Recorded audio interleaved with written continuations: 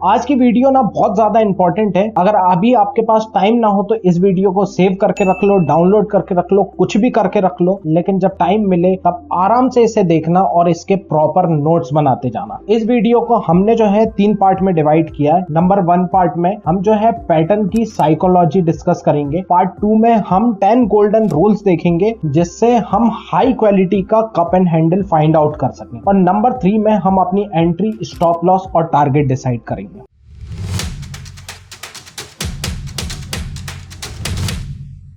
Psychology of the pattern. Pattern की psychology क्या बोलती है कि देखिए, कप एंड हैंडल बनने से पहले ना एक राइजिंग फेस चल रहा होता है। उस राइजिंग फेस के स्टार्टिंग में किसने बाय किया होता है? बड़े प्लेयर्स ने। अब यहाँ पे जो बड़े प्लेयर्स ने एंट्री बनाई है, कहीं ना कहीं उन्हें प्रॉफिट बुकिंग तो करनी है, कहीं ना कहीं उन्हें एग्जिट लेनी है। तो वो एक सर्टेन लेवल ढूंढ रहे होते हैं जहां पे उनका टारगेट अचीव हो जाए और उन्हें अच्छा खासा प्रॉफिट हो जाए। अब जैसे ही वो लेवल उन्हें अचीव होता है तो वो वहां से जो है सेलिंग स्टार्ट करते हैं। वहां से कप के लेफ्ट साइड का पार्ट बनना स्टार्ट हो जाता है। फिर धीरे धीरे प्राइस नीचे की तरफ मूव करता है और फिर एक लेवल आता है जहां पर सप्लाई और डिमांड के बीच में बैलेंस क्रिएट होता है। उस पार्ट को हम बोलते हैं कंसोलिडेशन फेज। अब ये जो कंसोलिडेशन फेज होता है ना, यहाँ पर भी काफी लोग एंट्री करते हैं। अब यहाँ पे एंट्री किए हुए लोगों के वजह से और फिर धीरे धीरे फिर नई जो पोजीशन, नए बायर्स जो आते हैं, ये प्राइस को वापस से ऊपर उठाते हैं और डिमांड फिर से वापस बढ़ने लगती है और सप्लाई कम हो जाती है। अब प्राइस में फिर से अपवर्ड मूवमेंट आता है और प्राइस जो है अपना प्रीवियस हाई के लेवल पे पहुंच जाता है और इस तरीके से पूरा एक कप फॉर्म होता है। अब हैंडल किस तरीके से बनता है? क्योंकि अब ये प्रीवियस रेजिस्टेंस लेवल के पास है, कई लोग डर जाते हैं, डर के सेल कर देते हैं। कई लोगों को प्रॉफिट ऑलरेडी हो चुका होता है तो इस वजह से सेल कर देते हैं। बहुत सारे रीजन। तो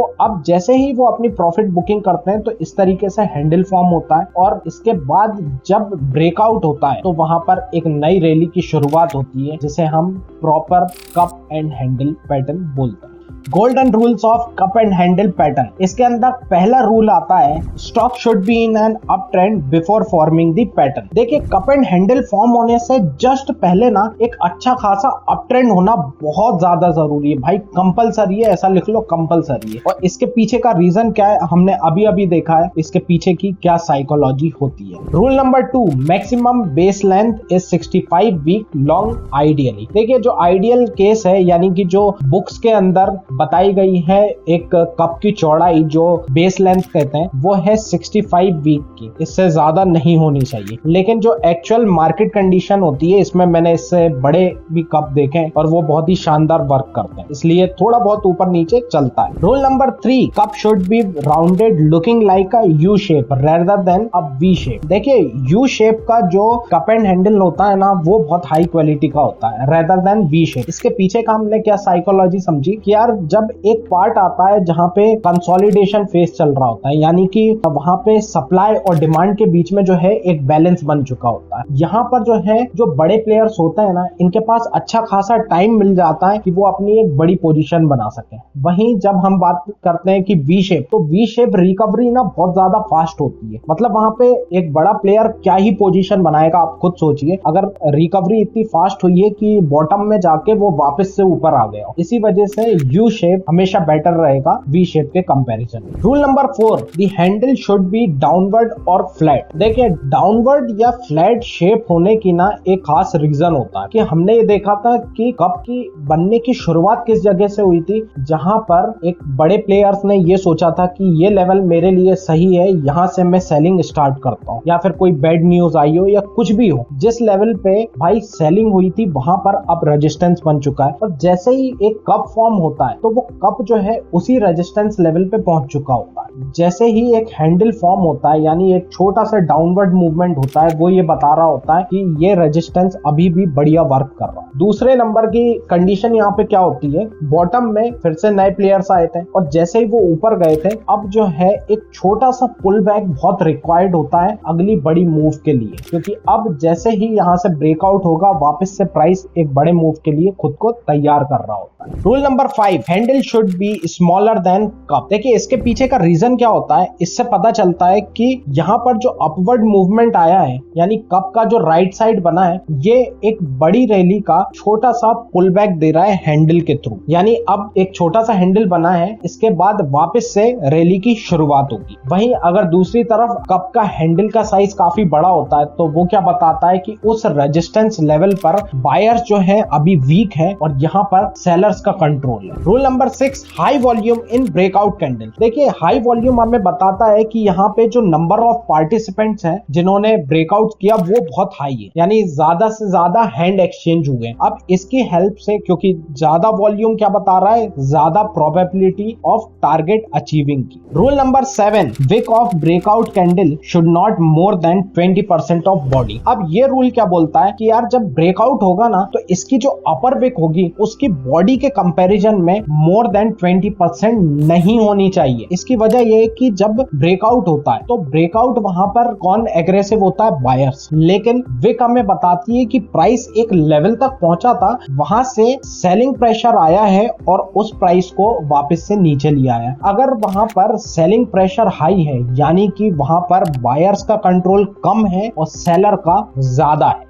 rule number 8, power candle breakout. देखिए पावर कैंडल ब्रेकआउट का मतलब यह है जो ब्रेकआउट कैंडल का साइज होगा उसके आसपास की जो कैंडल के साइज के कंपैरिजन में है उससे काफी बड़ा होना चाहिए। ये बताता है कि यहाँ पर एक स्ट्रॉन्ग ब्रेकआउट हुआ है। Rule number 9, avoid power move breakout. Power move breakout जो होता है ना, हमेशा भाई मैंने देखा है ज्यादातर फेल ही होता है, और अगर उसके पास होने के ना बहुत कम चांसेस होते हैं। और बल्कि हम जो पैटर्न पे काम कर रहे हैं, इस पैटर्न पे ज्यादातर तो पावर मूव मिलेगी नहीं आपको। लेकिन अगर कभी ऐसा कंडीशन होती है कि बहुत ही बड़े साइज का कप बनता है और वहां पर आप देखते हैं पावर मूव, यानी कि एक ही बार में प्राइस जो है नीचे से ऊपर तक आता है और सीधा ब्रेकआउट करते हुए तोड़ते हुए चला जाता है, तो इससे पता चलता है कि यह एक पावर मूव है और ऐसे मूव को जो है अवॉइड करना चाहिए। इसके पीछे का रीजन क्या है, जब प्राइस को अगर काफी ज्यादा दूर तक डिस्टेंस ट्रेवल करना है तो उसे जो है बीच बीच में भाई रुकते हुए जाना पड़ता है ना, यानी कि रिट्रेसमेंट लेते हुए जाना पड़ेगा। वो एक बार में ऊपर नहीं जा सकता, जैसा कि हम सब जानते हैं। तो वो ब्रेकआउट जो है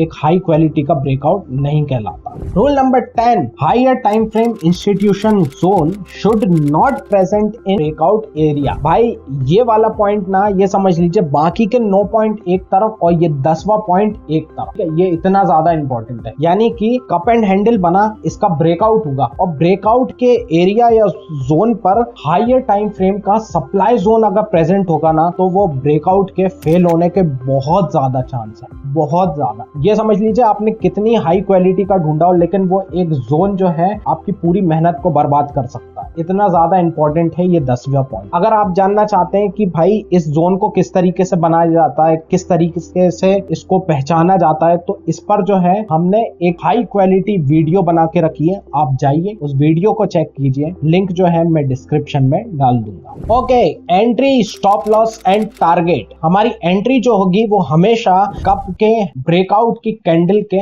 हाई के ऊपर होगी। जो हमारा स्टॉप लॉस होगा वो होगा बिलो ऑफ दैट कैंडल, यानी ब्रेकआउट की कैंडल के जस्ट नीचे। वहीं हमारा टारगेट जो होता है ना, वो टारगेट डिपेंड करता है कि कप की गहराई कितनी है। यानी कप की गहराई को अगर आप x बोलोगे तो x लेवल तक ही ये ऊपर जाता है, ऐसा एक आइडियल कंडीशन होती है। बाकी आप जो है 1:2, 1:3 का टारगेट भी यहाँ से अचीव कर सकते हैं। ओके, अब हम जो है फटाफट कुछ एग्जांपल देख लेते हैं, ये किस तरीके से कप एंड हैंडल बनता है और इसका टारगेट अचीव होता है। यहाँ पे देखिए प्राइस जो है ऊपर मूव कर रहा था और फिर धीरे से कप बना और फिर जैसे ही इसका ब्रेकआउट होता है यहाँ पे ये टारगेट मिलता है। ठीक है, एक एग्जांपल और देखते हैं। ये देखिए प्राइस ऊपर जा रहा था, एक राइजिंग फेस में था, एक परफेक्ट कप बनता है, फिर यहाँ पे छोटा सा एक हैंडल बनता है। इसका जैसे ही परफेक्ट एक ब्रेकआउट होता है और ये रहा बूम, फिर से टारगेट। एक एग्जांपल और देखते हैं। ये राइजिंग फेस में था, ये कप बना, एक हैंडल और अब एक और ब्रेकआउट। Very good. ओके, हमने जो है अपने सारे पॉइंट्स कवर कर लिए हैं। अगर आपको ये वीडियो पसंद आई हो तो लाइक जरूर कीजिए और चैनल को सब्सक्राइब किए बिना नहीं जाइएगा। ऐसी और भी इंफॉर्मेटिव और यूजफुल वीडियो हमेशा आप तक मिलती रहे, इसलिए आप जो है बेल आइकन को क्लिक कर लीजिए। Thank you very much. Shubham Mehra signing off.